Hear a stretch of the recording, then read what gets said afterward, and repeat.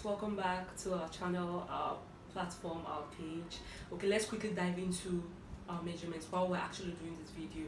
And let's try and as much as possible to look at the bright side of things and learn one or two things from our stay at home lockdown stuff going on right now.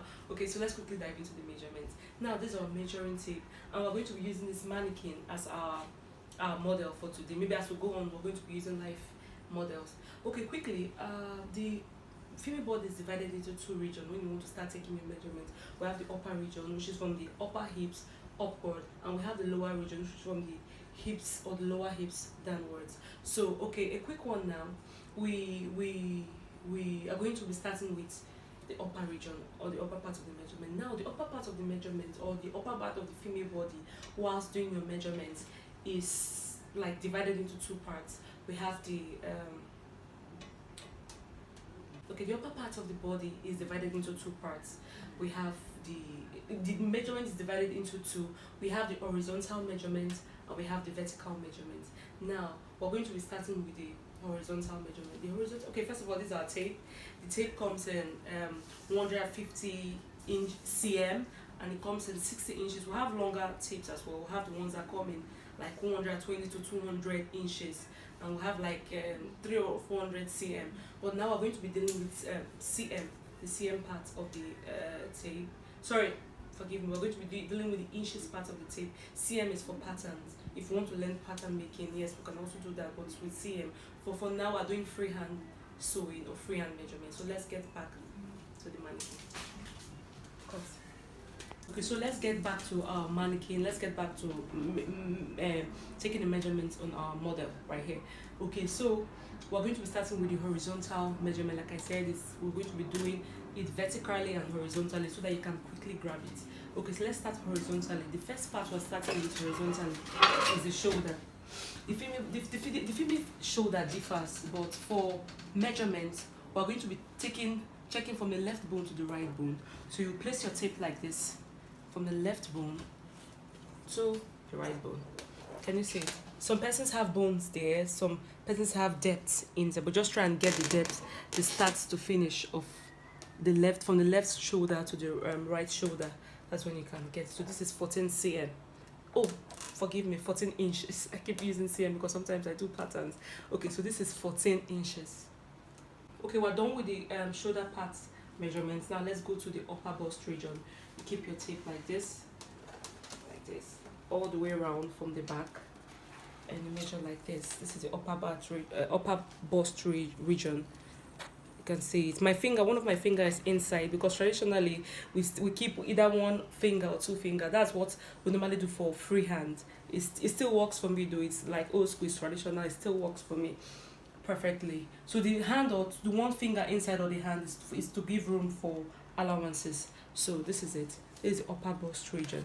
You can choose to call it whatever you like, but I think there's a standard major name for that, but I call it upper bust region. It makes me remember quickly. Again, so you after the measurement, when you're familiar with your measurements, you can decide to call your body part what you're familiar with or what you can easily, align with. So this is the upper part of the bust. You can see it.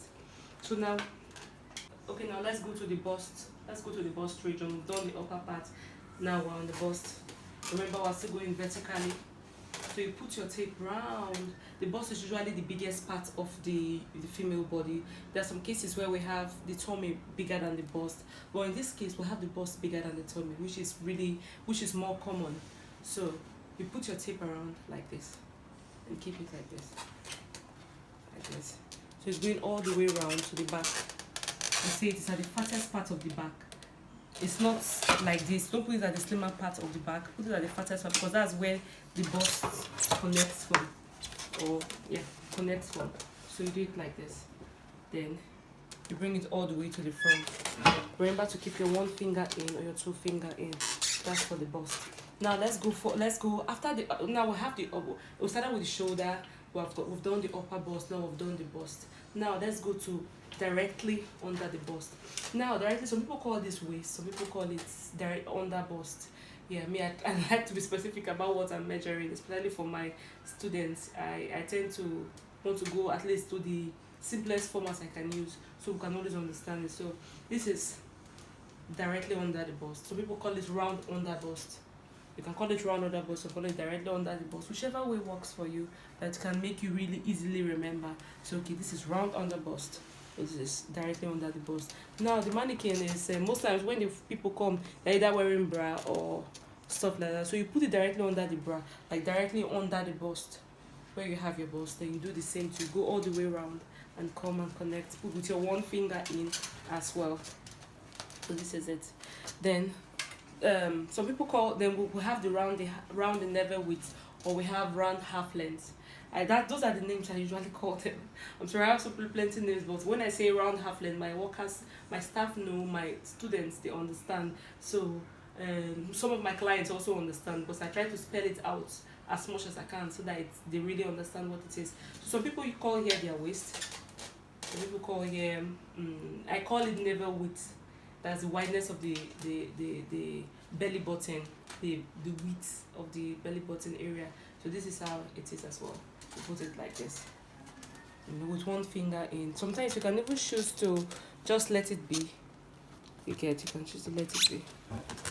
So this is the back. This is it. Some persons you tell people, I don't want it fat, or I don't want it I don't want it tight. So it depends on how tight the person actually really wants the dress to be. But for me, this is how I take it. And if you really want it free, I can decide to add extra inches when I'm cutting or sewing. But this is the basic way it ought to be. So this is either the waist, the navel width, or the round half length. That is for this. That's for the okay, we've done the shoulder, we've done the upper bust, we've done the bust, we've done the directly under the bust, or round or across bust. Now on the round half length or navel width. So this is how it's done. You put your one finger in as well. Okay, so let's go to the hip blouse. We call it the hip blouse because it's usually, it connects the hip. It connects the hip all the way down like this. It's just a little bit below your, tummy, and rests on top of your hip. If you're sewing like madam blouses, if you're sewing blouses that will be fitted, from the upside, that will be fitted all the way down here and come out here a bit, we will call it the hip blouse. So it's the same thing. Measure it round like this. So that's for it. So that's for basically the horizontal measurement for the upper region. We have and let me not forget to measure. We also have the neck, maybe for those shirts that have collar, or you have a bishop neck, or those shirts that have collar mainly. You do it like this. And you can decide to put your finger inside, or just give a little bit of distance, just like this. This is for the neck measurement as well. So let's go over the horizontal measurement again. We have the shoulder, we have the round upper bust, we have the main bust itself, we have the across bust, which is directly under the bust. Then we have the navel width, which is round the navel or round the half length. And we'll have the hip blouse. These are just basic measurements you need to know of. So now let's go to the vertical measurement. Like I said, horizontal goes round, while vertical goes all the way down, straight. So let's go to the vertical measurement. Now, please pause. Okay, so we're done with the horizontal measurement. Now let's go to the vertical measurements. Okay, so place our tape here. You can decide to put it on the right side or the left side, whichever one you're comfortable with. So let's use our right side, right from my own end, or left side from looking at the mannequin directly. Okay, so this is it. So you place your tape here and you keep it like this. Okay, so I call here the tube length.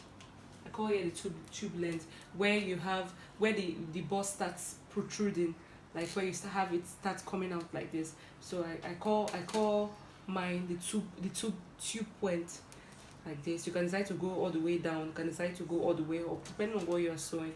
So this is it. This is a tube point, the first vertical measurement. Then you have the breast point. You put it, or you can do the breast point or the nipple point, where the farthest part of the bust, where the nipple is. Okay, you put it here like this as well. Yeah, like this as well. Then we'll have directly under the bust, or some people call it under bust, shoulder to under bust. I call it shoulder to under bust. Yeah, you can call it under bust, but shoulder to under bust, it makes you understand more. So we have the shoulder to the tube point, we have the shoulder to the breast point or the nipple point, we have the shoulder to directly under the bust. That's where the person's bra is, or where your bra is. Then we have the half length measurement, which is from directly under the bust, like 2 to 3 inches directly under the bust. You get your half length. So that is it. Then you have your hip blouse, hip length, shoulder to hip curve length as well, which is here. Then you have your blouse length.